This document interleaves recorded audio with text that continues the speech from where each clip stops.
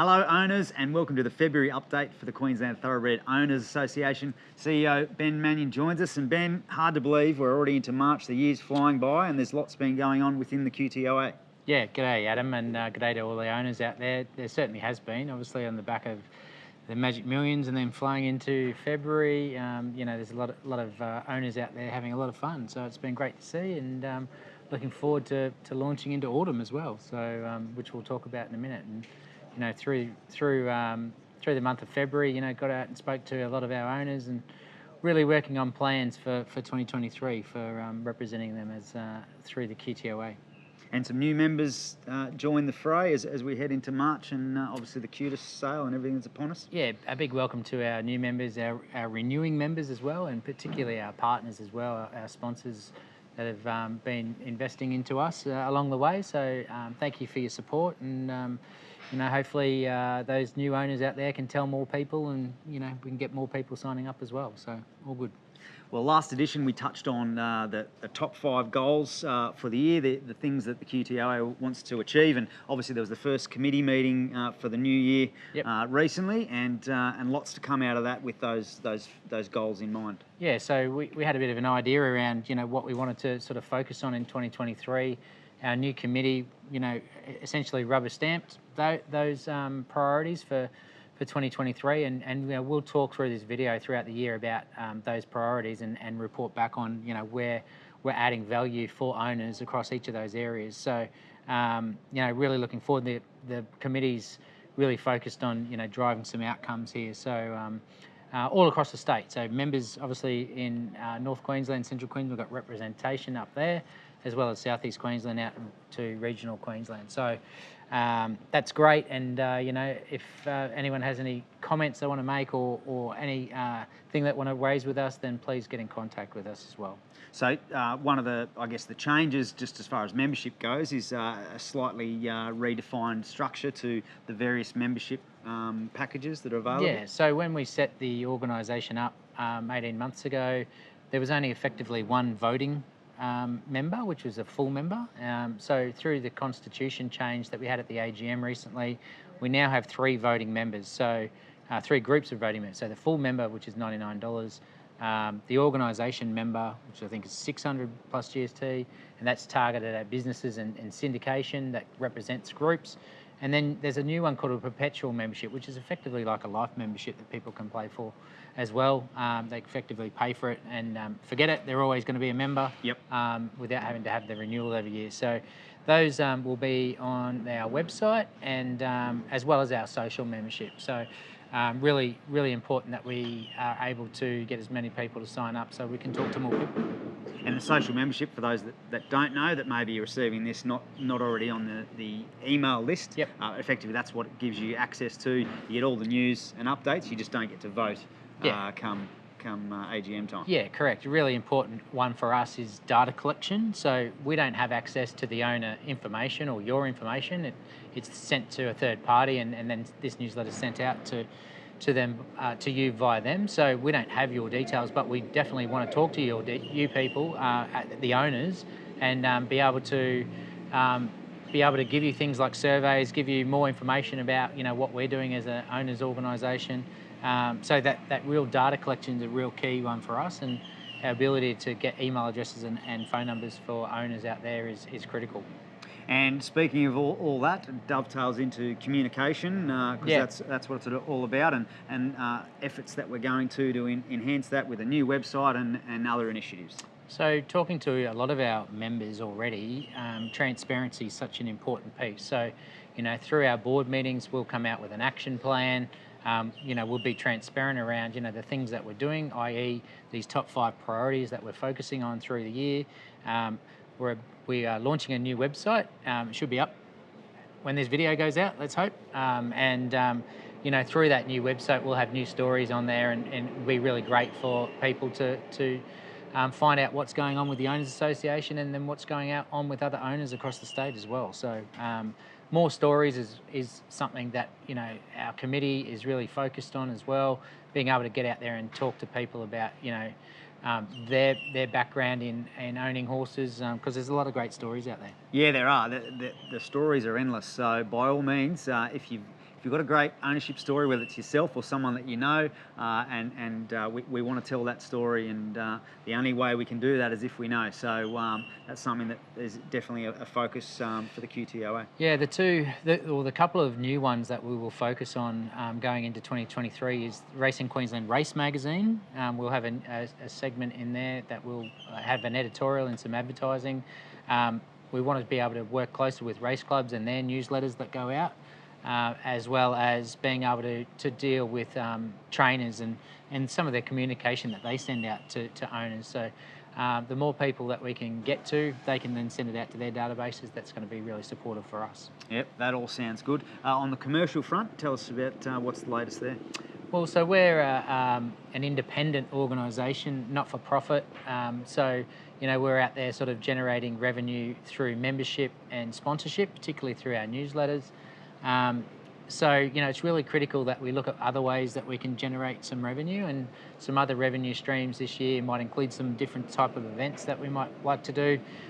If you're someone out there that is really interested to talk to 20,000 Queensland owners every month, you might have a product or a service that you might like to talk to 20,000 owners across the state, then please get in contact with us, because we'd love to help you, access our owner database or the owner database that's out there. So through this newsletter, and so it's an important tool for people that have advertised with us, and they've found it really useful for them and their business. So really critical that we look after our partners. So.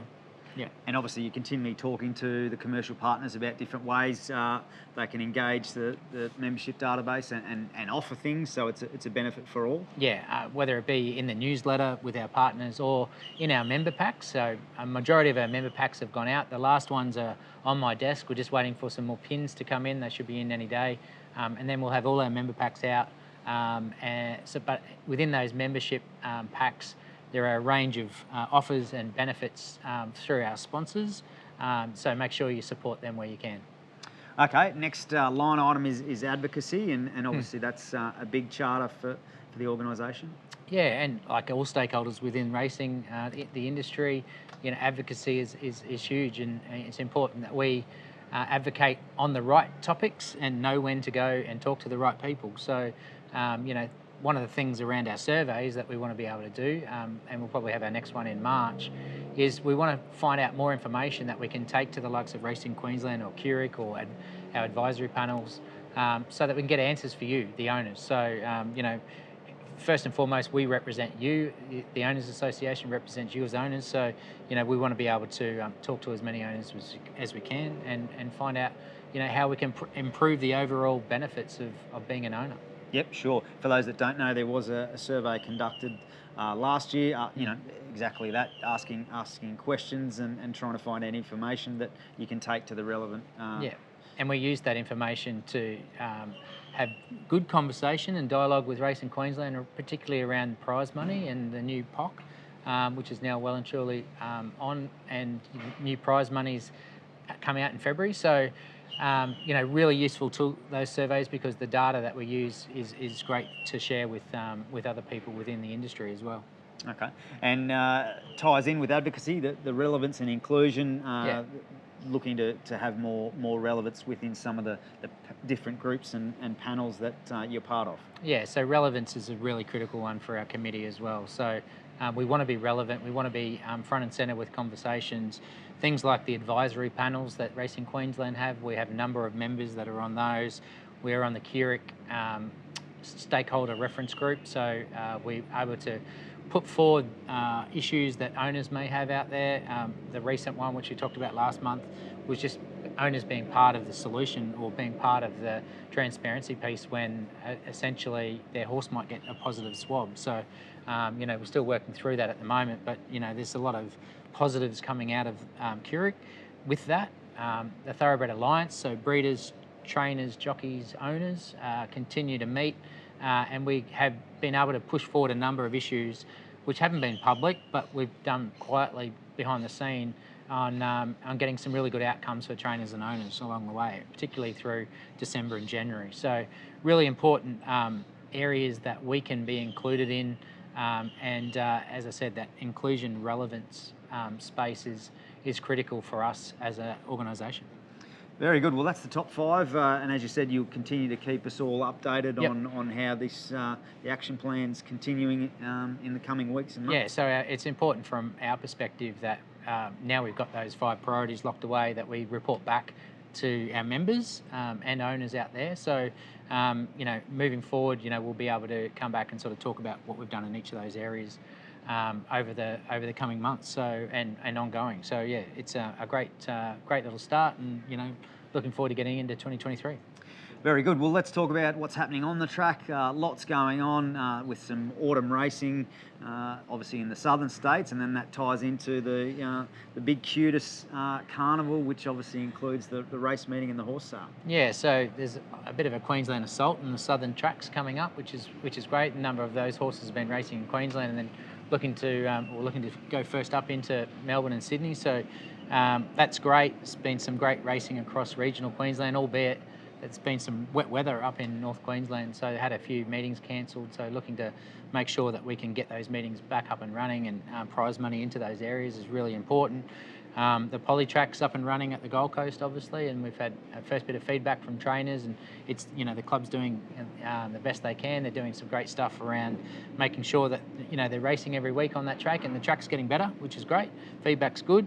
And obviously said before, the new prize money's obviously kicked in, and some great feedback, particularly around those horses that are Qtoa, which I'm sort of leading into another area in a second. But the Qtoa prize money now, particularly for fillies, is fantastic for Metro and regional Queensland. So looking forward to seeing more of that.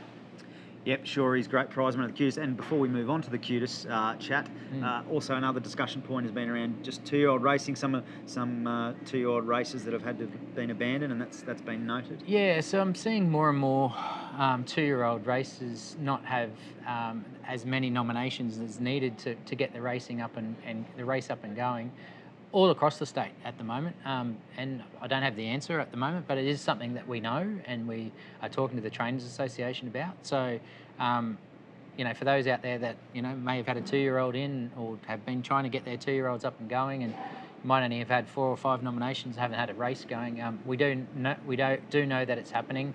We're working with the Trainers Association and Racing Queensland on being able to make sure that the programming is right, and it may not be a programming issue, but that those horses are able to get the runs that they need in their appropriate races. So it's one to look at moving forward. Sure. All right. Well, let's talk about the Qtoa. Obviously, the carnival with the all roads leading towards Jewel Day, which has found a new home this year. Yeah, so Qtoa, what a great scheme that is as well. They've now reduced or removed the fees that you had to pay. So the only program within the whole of Australia where it's effectively costs you nothing. Yeah, so great initiative. It's a great initiative, and we move into the Qtoa program, the Qtoa Dual. So the Prelude is on the 4th, which is at Eagle Farm. So those 2- and 3-year-olds having opportunities to get a bit more prize money to get into those Qtoa Dual race days, which is on the 18th, and that one is at Doomben.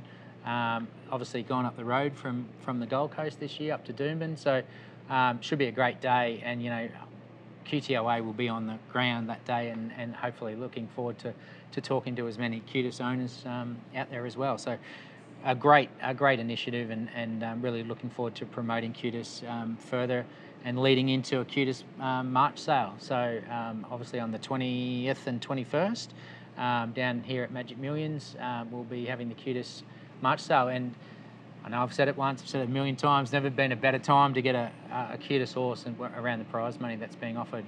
So we're expecting a lot of trainers and owners to be at that sale and picking up some great purchases.